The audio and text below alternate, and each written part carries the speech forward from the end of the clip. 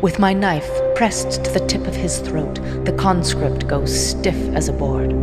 His hands shoot upward in surrender, and the sack he carries tumbles to the ground, spilling rotten vegetables in the mud. He wears the typical garbs provided to the conscripted, a white shirt so tattered that it barely passes as one, and pants covered in so much mud and dirt that it's difficult to tell their original color. "Speak!" I raise my voice, and become aware that the surrounding bystanders of the camp have circled around us, fascinated at the promise of violence. The truth is that humanity has an innate inclination toward violence.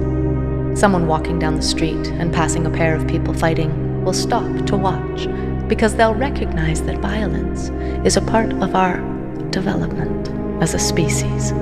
Curse it, avoid it, call for diplomacy instead, the fact remains that violence often leaves in its wake the foundations for order and peace. But something is different about this man. Moments ago, I touched the meridian and sensed him there, like he's blessed by Atli's grace. It was a faint feeling, barely there, a seedling that just poked above the surface of the soil for the first time. But that's impossible. No Senecan heretic could have received Atli's gifts. Most people who cross my path can't hide their fear. Their hands and legs shake, their eyes dart from left to right, their voices tremble. But this man shows none of the signs. Truly, it is not me they fear, but the legend that precedes me. Paragons have a long and storied history in the former principalities of Ghent, even if the heathen nations now spit on our kind, calling us uncouth names when they think we cannot hear. But this conscript must have very little fear, or does an admirable job of hiding it. He's strong and confident, as if driven by something deeper, something primal. I'm looking for my wife and daughter. They were taken from me in a city. You were there. I don't let him continue, and instead opt to remain in control of the conversation. "Take 3 paces forward, then turn to face me." He starts to comply, but I interrupt his movement, adding, "Slowly." As he turns, I find myself disappointed. There's hardly any unique features to him. He sports a feathered beard with the first hint of gray approaching on its edges. The bridge of his nose has a slight ridge that juts out, indicating that it was broken in his youth and never set back properly. Pale skin, malnourished from his present situation, is buried under grime and seems to sag from him. Pathetic as he is, if he were among a crowd, I doubt I'd even be able to pick him out. If anything jumps out at me, it is how clear his gray eyes are, and how intensely his gaze meets mine. With his hands still raised in an act of submission, he decides to take another chance. Please, I just need to know the name of that city. Is he talking about Westchester? That's the only city Abraham and I have been stationed since the invasion of Seneca started. I think back to my time there. When and where have I seen this man before? "On your knees, conscript," I order. What am I going to do with him? As I get closer to him, a strange but familiar feeling washes over me. The same feeling I had when I touched the brand in the foundry. He's got the stains of Alexander West on him, but they are faint, like ripples gliding across the surface of a vast, deep lake. Please, I mean no harm or offense to you, ma'am, but I need to know where to start looking for my family. He trails off, leaving the bittersweet part unsaid. I don't forget many faces, and yours would be one I would remember. I lie to him. You wouldn't remember me, but there was a man, a conscript like me, who disarmed one of your soldiers and gave him quite a beating. I saw you dismount your horse and pin the conscript to the ground. Then The soldier shot the man. I interrupt him, finishing the story. And I taught the soldier a lesson. I can't say I remember you, but I do remember the incident. He nods, growing excited. Please, all I need is the name of the city where that happened. I won't bother you for anything else. What's his game? Nothing can be that simple. Not when the Wests are involved. I play for time and for the chance that he will reveal his true intentions to me. I know the name of the city you're looking for, and I'll give it to you. But you have to do something for me. He's quick to answer. Anything. I'll do anything. I take a step toward him with my bascom still drawn, and I can hear a murmur flow through the crowd around us.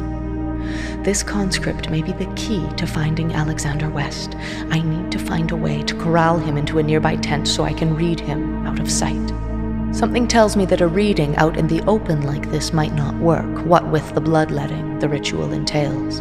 No need to kill him, of course, unless he gives me cause. Follow me, I say to the conscript, grabbing a handful of his shirt and leading him toward a tent. If my hunch is right, his memories hold all the answers we need to find the West boy. The very moment my hand touches the tent flap, I sense danger, and crimson blurs my field of view, bathing the off-white tent in red. I hop backward, just as Abraham appears from the shadows and slams the conscript into the mud. Nice find, Cass. He feels right, he says with a grin, unsheathing his bascom. His mare whinnies and snorts, and my stallion paws the ground on the other side of the tent. In the distance, some men are shouting. Abraham, what are you doing? I spin on my brother.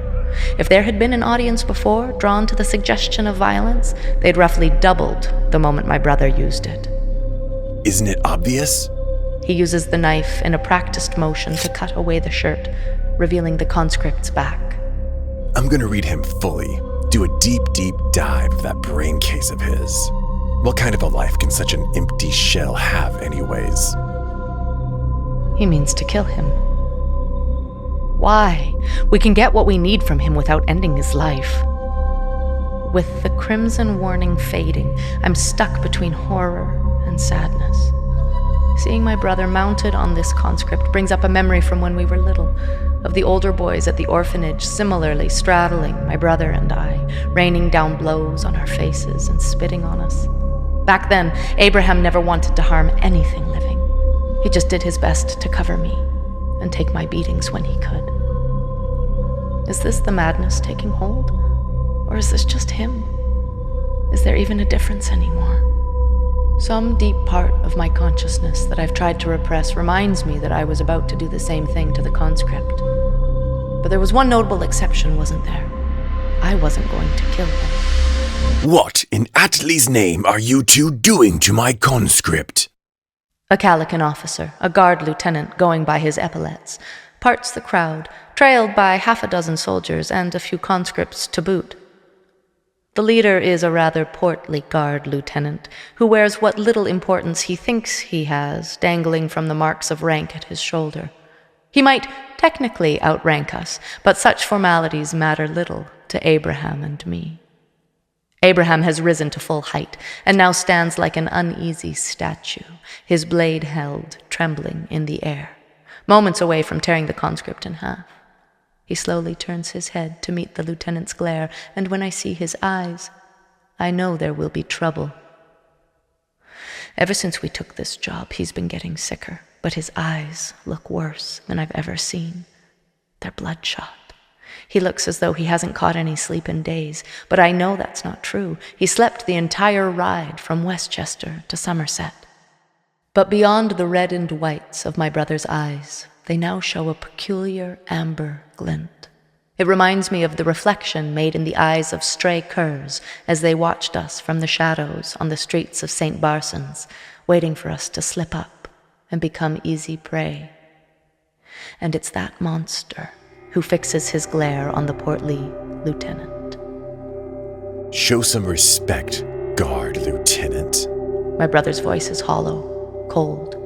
We are your betters. He applies pressure with his boot heel on the conscript's back and points his knife to me, flicking blood off it during the motion.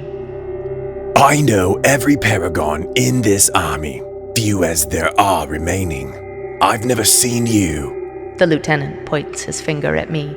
Or her here before. The downed conscript lets out a relieved breath when my brother releases the pressure on his back. Abraham walks 2 paces so that he is nose to forehead with the lieutenant. Abraham, don't, I say, playing peacemaker before this gets out of hand.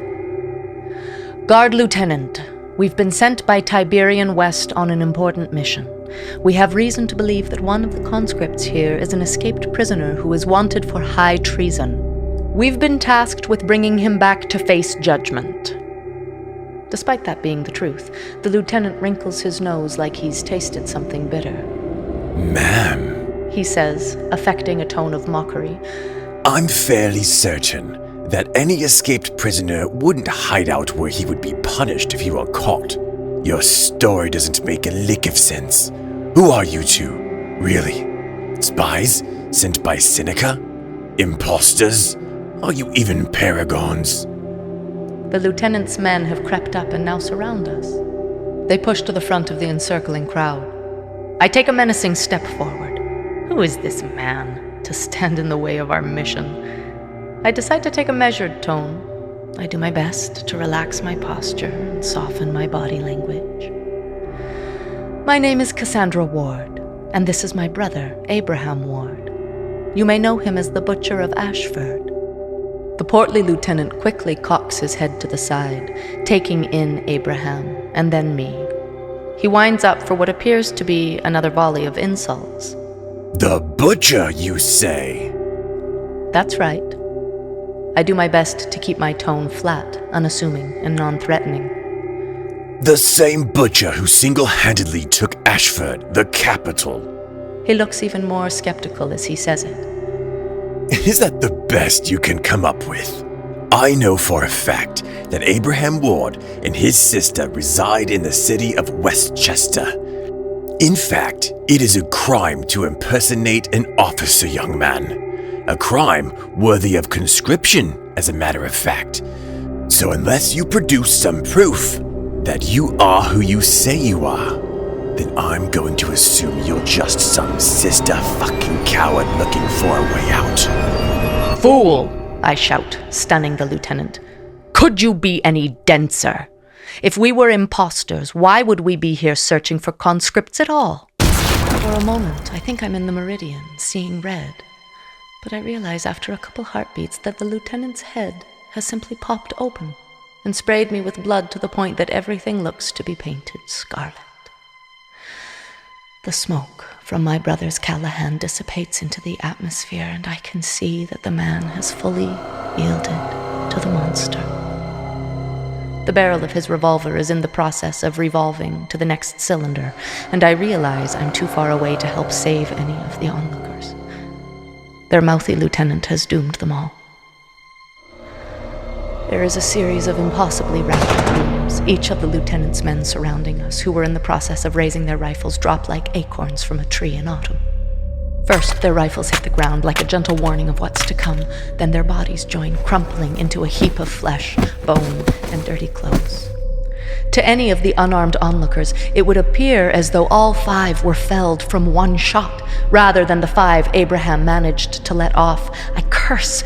I failed to keep Abraham in line, and now this blood is on my hands too. All of the onlookers scramble to find their weapons in a mad rush to put down the man who shot their lieutenant. I reach for my Callahan when a glinting strike from a new assailant slices toward my brother. The explosive thunderclap of gunfire follows, and I can almost see the bullet as it whizzes over my head by a thumb's width. The 2 paragons seem to appear out of nowhere. Why hadn't we been told to expect others? The paragons work in tandem, a perfect give and take. One uses his saber to deliver what would be a killing blow to a normal man, while the other fires shots from his own Callahan to ensure Abraham can't go on the offensive. It works. My brother parries with his saber while also contorting his body like a gymnast. He ducks, rolls, and bends away from the paragon's bullets. What does it say about my quality as an opponent that they don't even pay me any heed? Am I that far behind them? Cass, help me! Abraham screams. I glance around at the corpses. The blood from the portly lieutenant's half-skull is puddling in the mud, slowly trying to grow to the point that it can combine with the blood of the men who form a crooked circle of death around him. As my brother fends off the 2 opponents, I can see the guns we're surrounded by. The bystanders are all armed, ready to take a shot when an opening presents itself. There's only one thing left to do. I throw my Bascom knife and Callahan to the ground. We surrender. Abraham, stop. You're going to get us both killed. Why couldn't he just let me handle it? None of this would have happened. My hope is that I can get through to his humanity. He is my big brother, after all. By seeing me at the mercy of others, his need to protect will override his need to kill. Abraham, enough! I shout even louder. It's like he doesn't even hear me. He's so wrapped up in the fight. They're going to kill me if you don't stop. My words finally hit home, and he slowly ratchets down the pace of the fight. A battle on this level cannot simply end abruptly. Both parties have to gradually agree on neutrality, and even then, the threat of starting back up again is but a hair's breadth away. When they do come to rest on the razor's edge, the triad simply stands, staring at each other, and our odds become clear. Surrounded by hundreds of rifles and 2 paragons skilled enough to survive a fight with the Butcher of Ashford, the choice is clear to my brother. He drops his saber to the ground. You two are gonna regret this, he vows through gritted teeth. As the paragons bind my hands and lead my brother and I off towards our imprisonment, I can't help but notice the conscript who was following me has slipped away into the crowd.